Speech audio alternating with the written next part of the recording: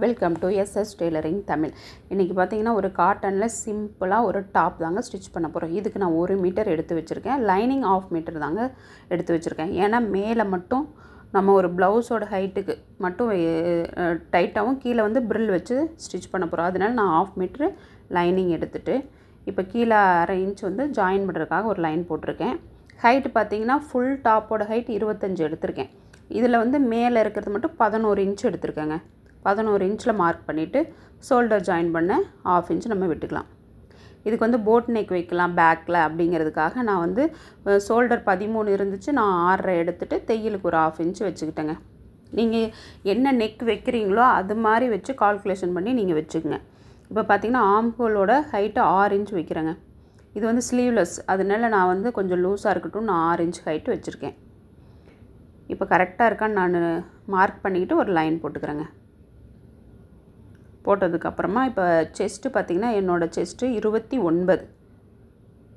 அதை வந்து நம்ம 2ஆக பிரிக்கும்போது 14.5, அதை 2ஆக பிரிக்கும்போது 7.25 வந்துச்சு. 7.25ஓட லூஸுக்காக நான் 1 இன்ச்சு வச்சு 8.25 மார்க் பண்ணிக்கிறேங்க.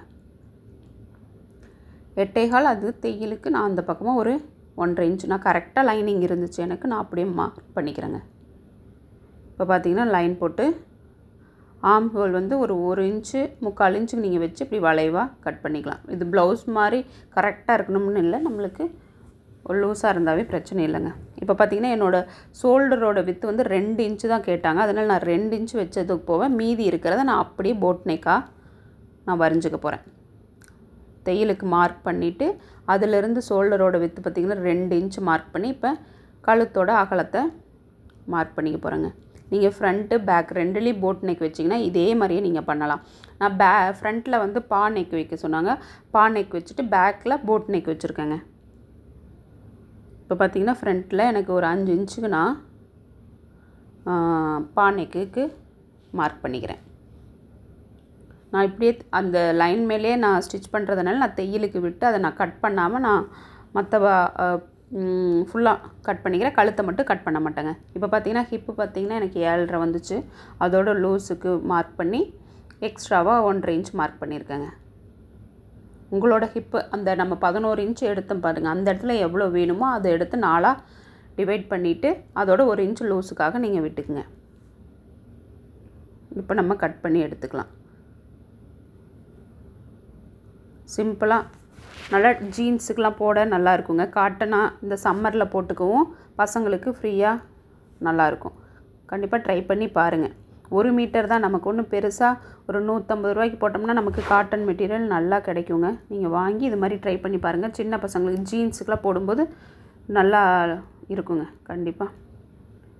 இப்போ பார்த்திங்கன்னா நான் பேக்கு ஃப்ரண்ட்டு இதில் வந்து நெக்கு ஃப்ரண்ட்டு பேக்கு மட்டும் மார்க் பண்ணதுனால நான் கீழே இருக்கிறதுல ஃப்ரண்ட்டை மார்க் பண்ணிக்கிட்டேன். ஃப்ரண்ட்டு பா நெக்னால கொஞ்சம் இதுக்கு வந்து போட் நெக் வச்சதுனால ஃப்ரண்ட்டில் அது இல்லாமல் அவங்க நல்லா அகலமாக தான் பா நெக் கேட்டாங்க. அதனால நான் அது மாதிரியே பா நெக் வச்சுருக்கேங்க. இப்போ நான் மெயின் பீஸில் வச்சு கொஞ்சம் எக்ஸ்ட்ராவாக ஒரு 1/2 இன்ச்சுக்கு எக்ஸ்ட்ராவாக மார்க் பண்ணி கட் பண்ணிக்கலாம். இப்போ பார்த்திங்கன்னா மேலே மட்டும்தான் நான் லைனிங் கொடுத்துருக்கேன், கீழே வந்து நான் லைனிங் கொடுக்காம ஹிப்போட சைஸுக்கு ஹிப் இப்போ எத்தனை 8 9 இருந்துச்சுன்னா 9னா அதை டபுளாக எடுத்துக்கங்க.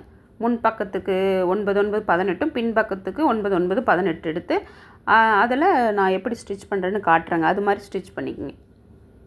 1 மீட்டர் ஏதாவது துணி நம்ம வீட்டில் இருந்தால் கூட நீங்கள் இது மாதிரி ஸ்டிச் பண்ணி ட்ரை பண்ணி பார்க்கலாம். இப்போ பார்த்திங்கன்னா மீதி இதோட ஹைட் எப்படி 25 இன்ச்சு வந்து மொத்தம், அதில் 11 இன்ச்சு போக மீதி 14 இன்ச்சுங்க. 25 அதில் மேலே நம்ம கட் பண்ணது 11 போக 14 வேணும். கீழே மடிச்சடிக்க ஒரு 1/2 இன்ச்சும் மேலே ஜாயின் பண்ண 1/2 இன்ச்சும். நீங்கள் எவ்வளோ மடிச்சு அடிப்பீங்களோ அதுக்கு தகுந்த மாதிரி விட்டுக்குங்க. இப்போ நான் பார்த்திங்கன்னா ஒரு 15 விட்டுக்கிறேன். மேலே ஒரு 1/2 இன்ச்சும் கீழே ஒரு 1/2 இன்ச்சும் லைட்டாக மடித்து விட்டு அடித்தா தான் அதுக்கு நல்லா இருக்குங்க. ரொம்ப பட்டையாக அடித்தா நல்லா இருக்காது.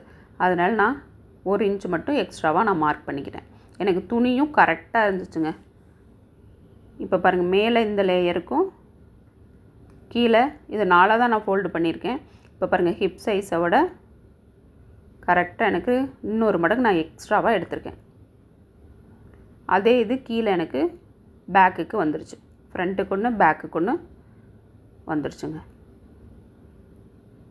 இப்போ நம்ம கட் பண்ணி எடுத்துக்கலாம்.